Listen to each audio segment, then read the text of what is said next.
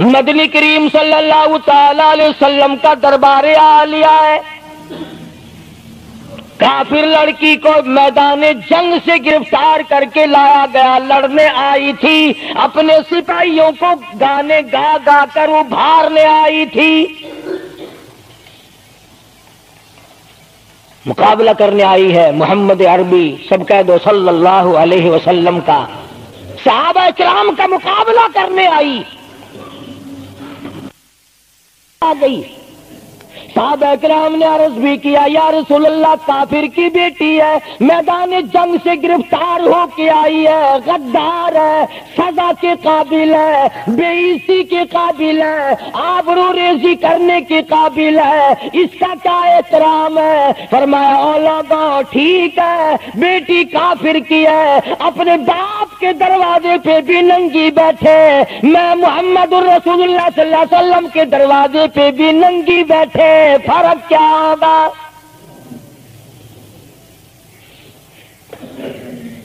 اپنے باپ کے دروازے پہ بھی ننگے سر بیٹھے اور میرے دروازے پہ بھی ننگے سر بیٹھے، تو میرا دروازہ اور ان کا دروازہ کیا برابر ہے؟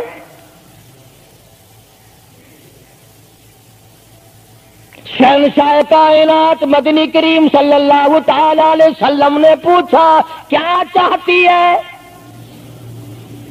کیا ارادہ ہے؟ اللہ اکبر.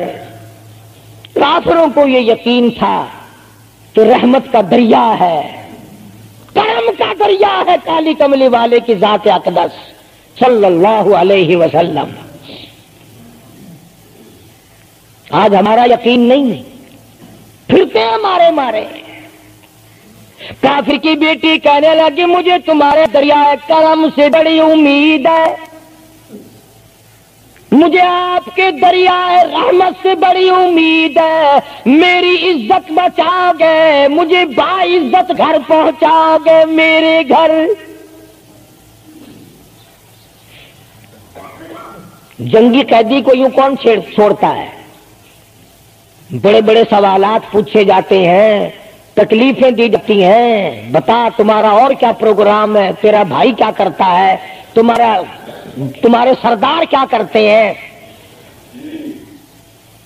نعوذ باللہ اگر ہمارا زمانہ ہوتا، عرب کی حسین لڑکی ہو، خوبصورت لڑکی ہو اور گرفتار کر کے لائے، اگر ہمارا زمانہ ہوتا تو کیا اس کو باعزت سردار کے سامنے لاتے؟ پہلے ہی نہ ادھر ادھر کر دیتے. آپ پکے غلام ہیں، بخشے ہوئے لوگ ہیں، جنت کے ٹھیکیدار ہیں. اگلے دن ایک مولوی تقریر کرتا ہوا کہہ رہا تھا روپیہ روپیہ دے جاؤ جنت لے جاؤ. جتیا جی 40 روپیے وچ کوئی کردہ نہیں، جنت لب جاندی ہے. چلو سستا، ہر چیز مانگی ہے، جنت سستی ہو گئی ہے.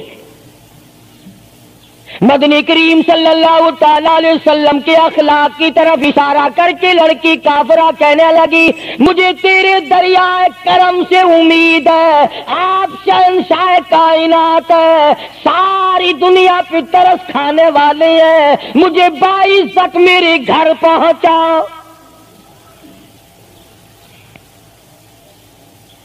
حضور صلی اللہ علیہ وسلم نے 2 جوانوں کو ساتھ کر دیا کہ جاؤ اسے گھر چھوڑ کے آؤ. وہ بھی بڑی پکی نکلی. میرے تیرے ورگا ہوندا یا میرے تیرے جیسا ہوتا تو اسی وقت کہتا اچھا جی کلمہ پڑھا دو، پہلے میں مسلمان بن کے جاؤں گی، چاہے اندر سے نہ بنتی خوش تو کر کے جاتی نا. یہاں صوبہ سندھ میں ضلع سانگڑ میں ایک قصبہ ہے بیرانی ٹنڈو آدم کے علاقے میں، وہاں ایک کراڑ کا چھوکرا رام کشن کئی سال ہو گئے مسلمان بن گیا تھا. 3 سپارے اس نے یاد بھی کیے قرآن کریم کے اور وہ پھر ہندو بن گیا. ہم نے اس کا نام سلیم رکھا تھا، ویسے نام اس کا رام کشن ہے. پھر جب مجھے ملا تو میں نے کہا رام کشن تو نے یہ کیا کیا؟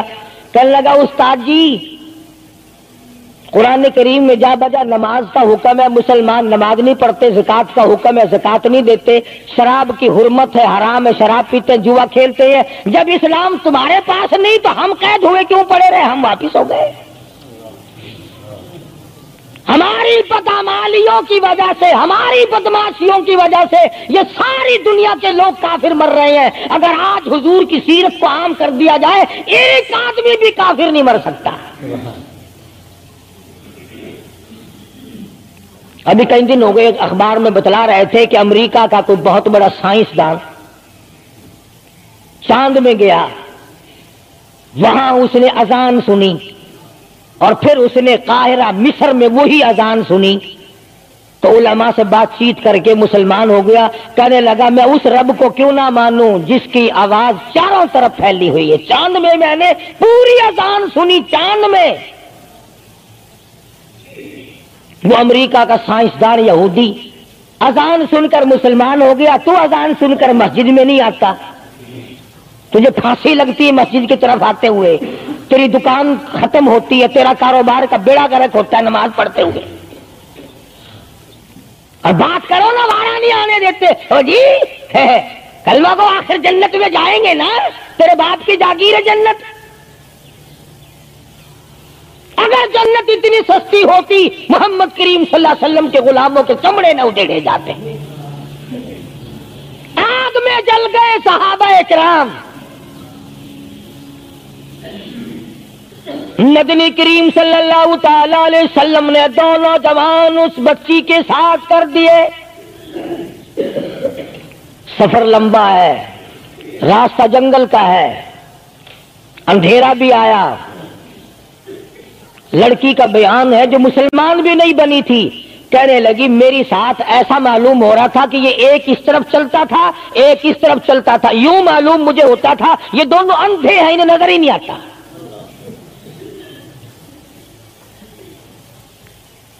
اور جب یہ کافرہ لڑکی اپنے گھر پہنچی تو بھائی نے پوچھا بتا کیا گزری؟ جوانی ہے، شباب ہے، حسن ہے، جمال ہے، قد و قامت ہے، شکل و صورت ہے، کیا بنی؟ تو جنگ میں گرفتار ہو کے گئی تھی، کیا کیا؟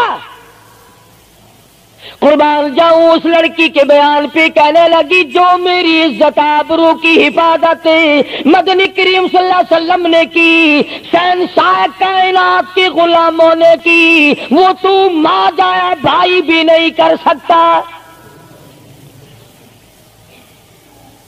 سگا بھائی ہو کر کے تو نہیں کر سکتا جو انہوں نے میری عزت کی حفاظت کی ہے۔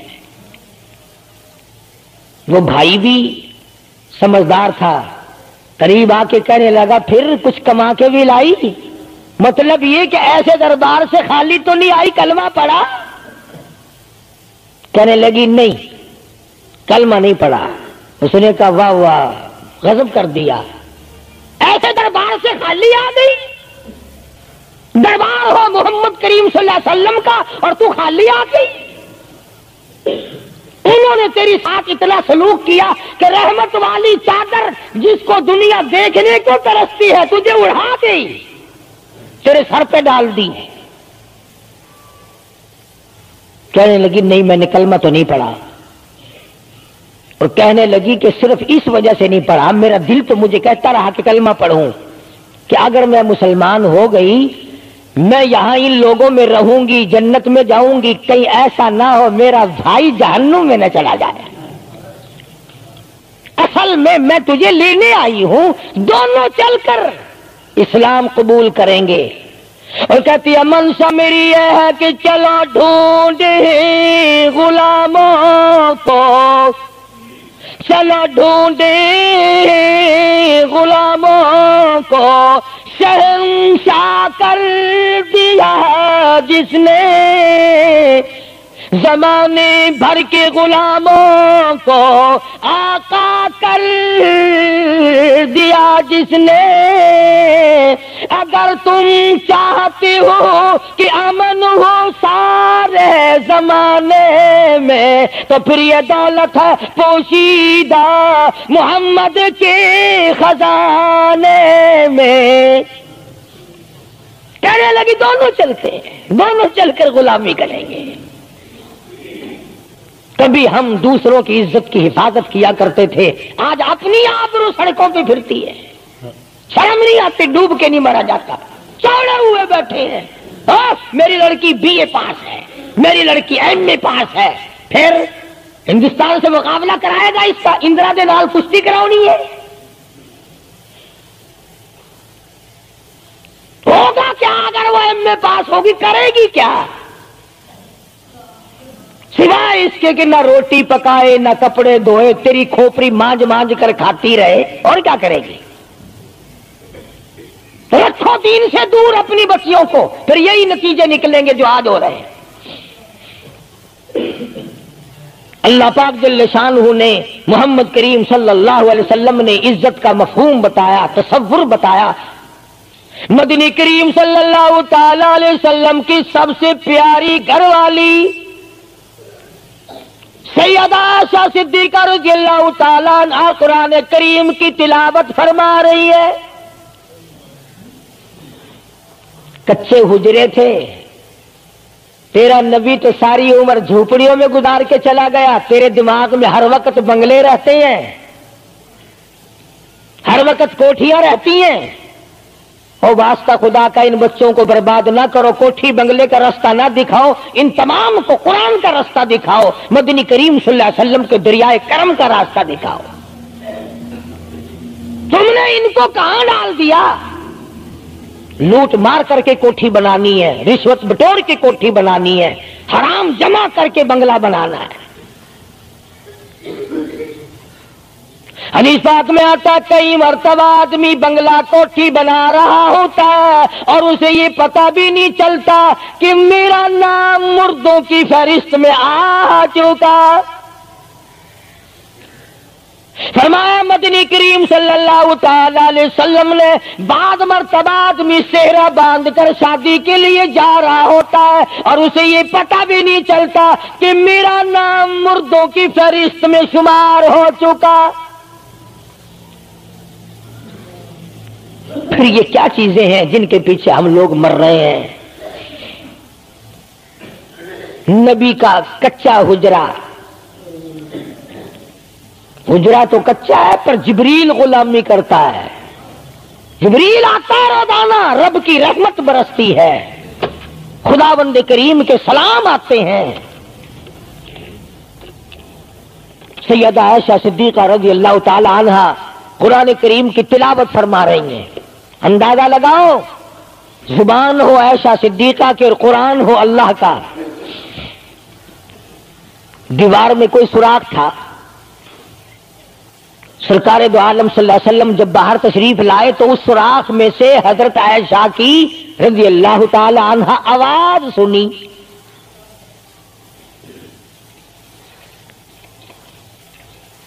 آپ نے اندر جا کر حضرت عائشہ سے یہ نہیں فرمایا کہ آہستہ پڑھ لے، ہولی پڑھ لے، باہر آواز جاندی ہے، ہولی ہولی تلاوت کر،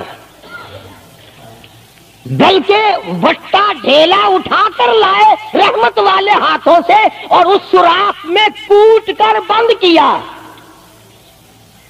ماں کی آواز امت کو نہ سنائی دے، قرآن کی آواز، ماں کی آواز، نبی کی گھر والی کی آواز، نبی نے اس کا انتظام کیا ہے۔ آج ہمارا معاشرہ تمہارے سامنے ہے، کتنی گانے والی ہیں، کتنی بجانے والی ہیں۔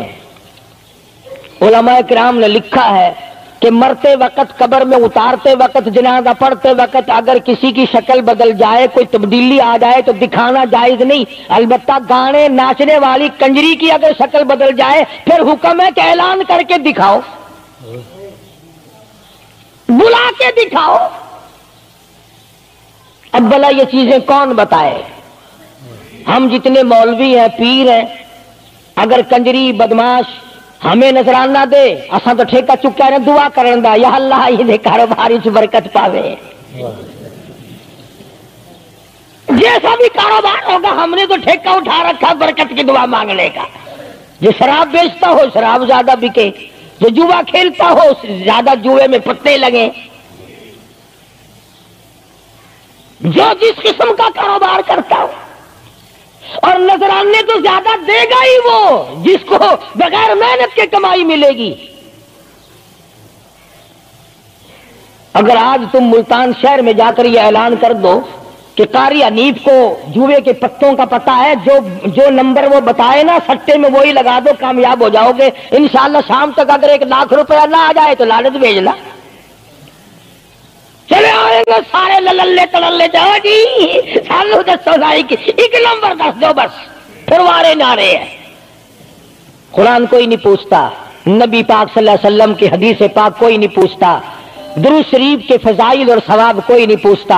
ہر وقت اور ہر لمحہ ہم لوگ دنیا کے پیچھے لگے ہوئے ہیں۔ آواز آئی میرے محبوب صلی اللہ تعالی علیہ وسلم ان عورتوں کو بتا، یا ایھا النبی قل لازواجک و بناتک و نساء المؤمنین،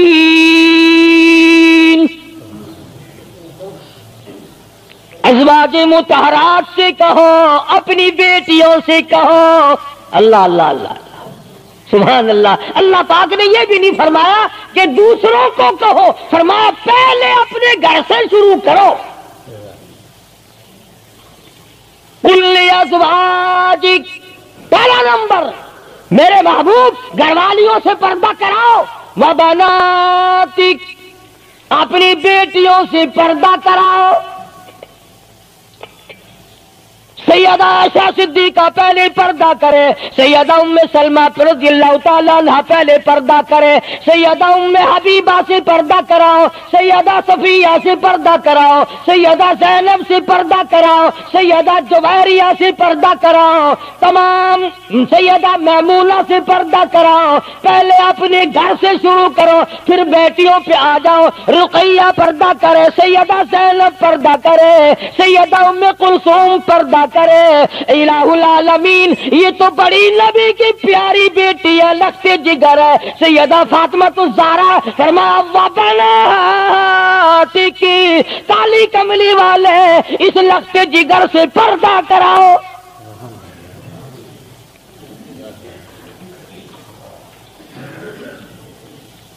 ہمارے یہاں کے جتنے قانون ہوں گے غیروں کے لیے، افسروں کے لیے کوئی قانون نہیں، افسروں کی بیوی بچوں کے لیے کوئی قانون نہیں۔ قانون آئے گا تو عوام کے لیے آئے گا۔ اور اسلام کا یہ کی شان دیکھو، خدا نے پہلے فرمایا یا ایھا النبی، اے کالی کملی والے، قل لازواجک، عائشہ سے پردہ شروع کر، اپنے گھر سے شروع کر، پھر اپنے بیٹے اور فاطمہ کو پردہ کرا، تاکہ اس کے پردے کے صدقے میں اوروں کو بھی مل جائے۔ پھر فرمایا وَنِسَاءِ الْمُؤْمِنِينَ، پھر مسلمان عورتوں سے پردہ کراؤ۔ سیدہ فاطمہ الزہرا رضی اللہ تعالی عنہا کے بارے میں شاہ عبد العزیز محدث دہلوی رحمۃ اللہ علیہ نے فتح العزیز میں لکھا ہے، میدان حشر برپا ہوگا، قیامت لگی ہوئی ہوگی، انبیاء رو رہے ہوں گے، رسول رو رہے ہوں گے، پریشان ہوں گے، آواز آئے گی یوم یجمع اللہ